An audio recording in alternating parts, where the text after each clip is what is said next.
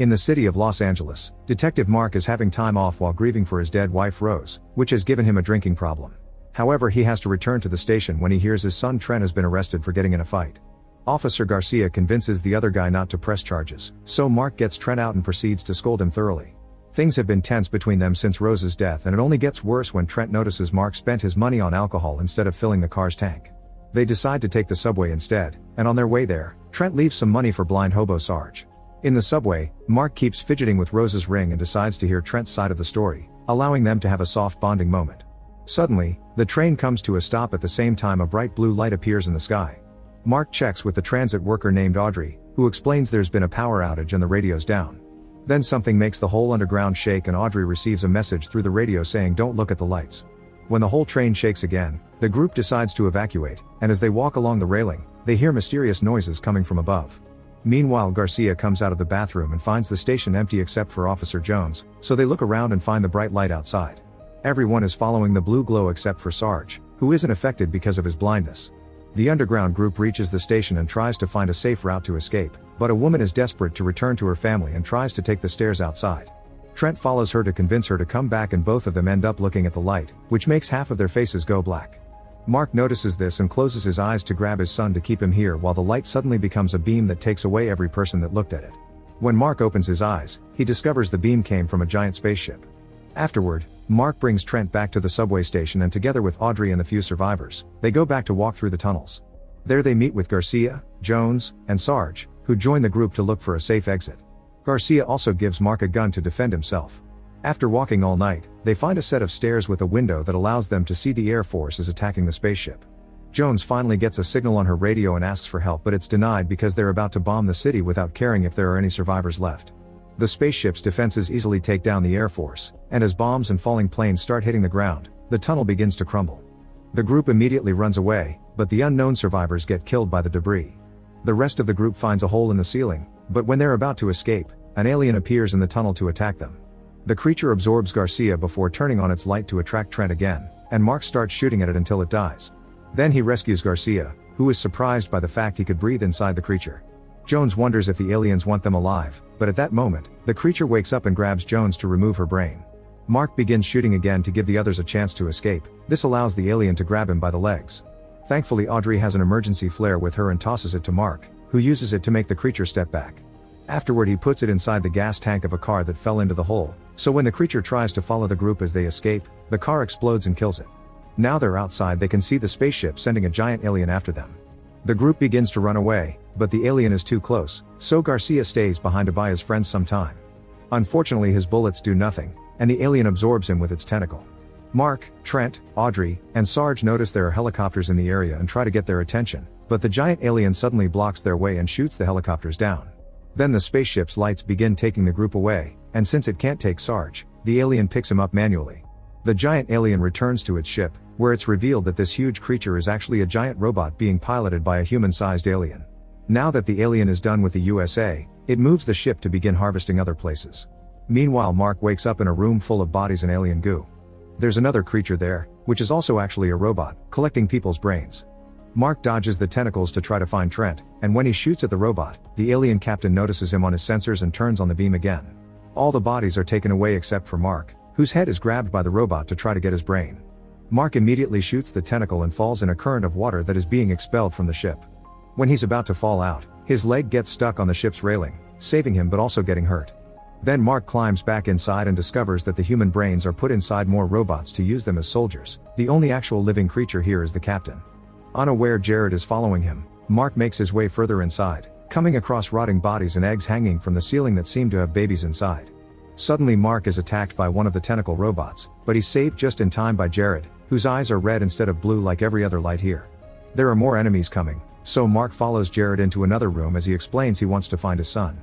Jared cauterizes Mark's leg before taking him to see Elaine, who is 3 months pregnant yet she's about to give birth. Elaine explains that when she first saw the light, she instantly became pregnant. On the other hand, her husband Jared became stronger every time he looked at it, allowing him to become immune. When the alien put his brain in a robot, Jared retained his sense of self. The alien usually takes the babies right from their bellies, but Jared saved her from that tragic end. Mark helps Elaine give birth to a healthy baby girl, but unfortunately Elaine dies in the process. Jared accepts to help Mark find Trent in exchange for Mark getting the baby out of the ship safely. Neither of them notices the baby can make her eyes glow red. Meanwhile, Trent and Audrey wake up to find themselves hanging from some vines on the ceiling. Trent manages to get the other flare from Audrey's pocket and cuts her vine, then he grabs Audrey and throws her on the stairs. He jumps after her and together they start making their way down, only to discover Sarge is hanging from a vine too. After Jared and Mark leave the room, the captain finds Elaine's body and begins tracking the baby. Jared first takes Mark to the armory, where he provides him with an alien weapon that connects directly to his arm's nerve cells. Then Jared begins setting up bombs to blow up the ship. He also uses the main computer to find where Trent is. At that moment, the captain shows up, so Jared opens a passage to send Trent to the vine room while he stays behind to fight the captain. In the vine room, Mark finds Trent jumping on Sarge's vine to rescue him.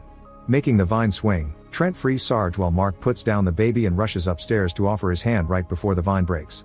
Trent holds onto Mark's hand, but the robot's tentacles are stronger and sadly they drag Trent away to steal his brain and throw his body into the pile. Another tentacle grabs Audrey, so Mark jumps on it and cuts it with the alien blade Jared gave him. Audrey makes it safely to the floor and the robot falls on top of Mark, but he uses the blade to finish it off. In the meantime, the captain overpowers Jared and leaves him for dead. Jared is only pretending and reveals he still has a bomb in his hand. The captain goes to the vine room and Mark tries to attack him, but the blade suddenly stops working, giving the captain the chance to go after the baby. Sarge gets in his way to buy some time, and he gets wounded while Audrey retrieves the baby. As the captain turns to go after her and Mark, Jared finally activates the bombs and the ship explodes, crashing in rural Laos. The crash is seen by siblings Sua and Kanya, who work with a cartel group. There are cops in the area trying to stop the alien robots but also looking to arrest cartels, so Sua kills one off while Officer Juana is busy destroying the robot with a flamethrower. The siblings approach the ship and find one of the eggs on the ground, which Kanya puts away in her bag. Mark, Audrey, and the baby have landed safely thanks to the alien goo. Sarge is also alive but barely hanging in there because of his wound. While the group leaves the ship by jumping into the river, the captain also wakes up alive and begins working on making more robots with human brains. One of these is Trent, who sees his memories for a second before the programming takes over. A moment later, Mark and the others reach the shore, where they bump into the siblings. As they begin arguing over their intentions, Sarge dies from his wounds. Sua feels bad and accepts to take them with them to their camp, where Audrey changes the baby, who is growing at an alarming speed. While Mark is distracted washing his hands, Kanya checks the object in his pocket and finds his badge. Now the siblings think he's here to spy. Sua attacks Mark and the two men engage in a fierce fight while Kanya tries to keep Audrey away from the baby. Mark is keeping up well thanks to his training, but Audrey is inexperienced and Kanya easily overpowers her. At that moment, Juana shows up with more cops, so both fights are interrupted to make a plan.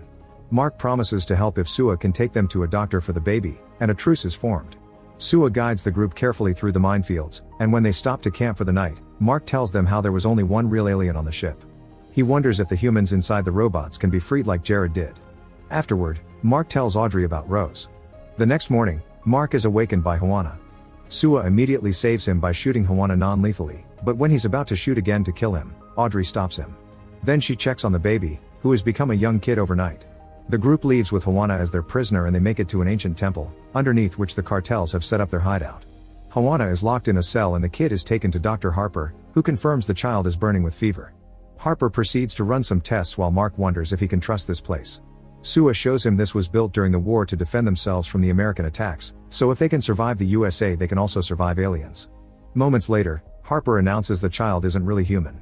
Kanya runs away in panic and leaves her bag behind, allowing Harper to find the egg. When Kanya tries to take the kid away for being the enemy, the others stop her, and Mark tells her about the experiments he saw, meaning the child's also a victim.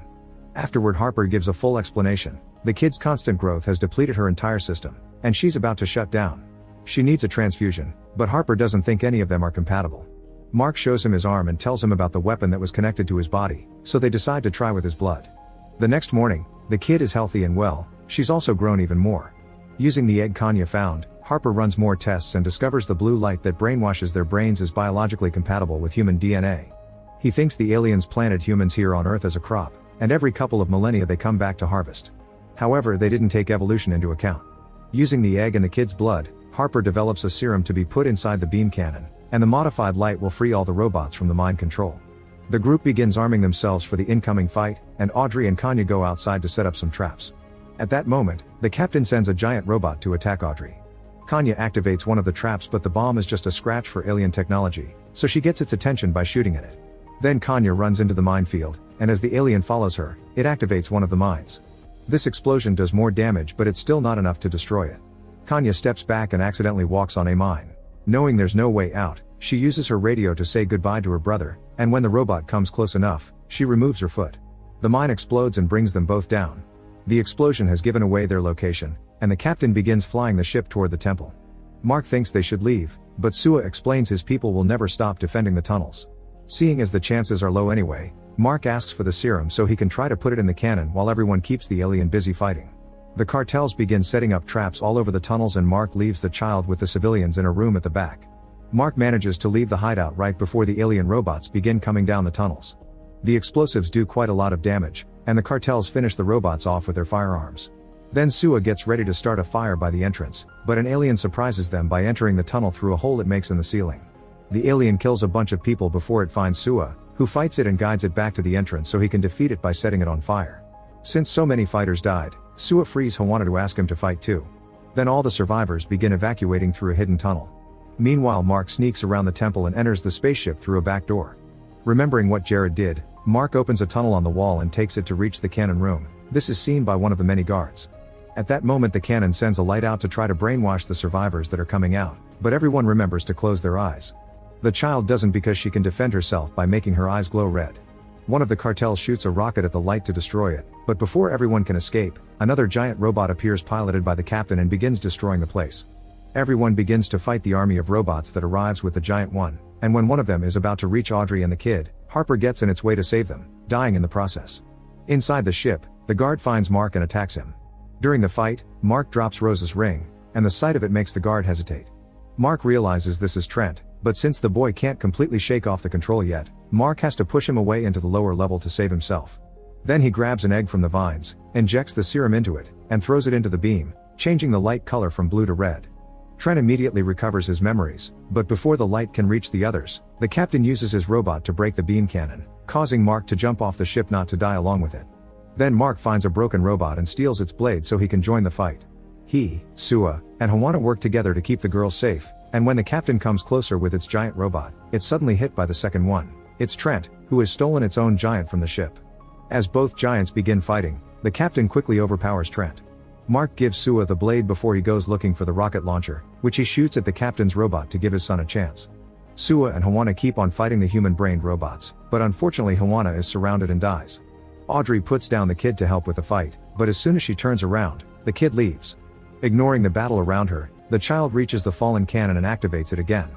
The captain notices this and comes to kill her, but Mark runs to protect her and Trent pushes the captain to the ground. Then Trent picks up the cannon and shoots at the captain, finally killing it. This shot also makes a red light appear in the sky, which frees all the human brains from the mind control. Father and son finally reunite, and when Audrey picks the kid up, she decides to name her Rose. Some months later, Rose is now a young woman and captain of a ship they've built with the pieces of the Alien One. Her crew is formed by humans but also by all the people trapped in the robot bodies, like Trent.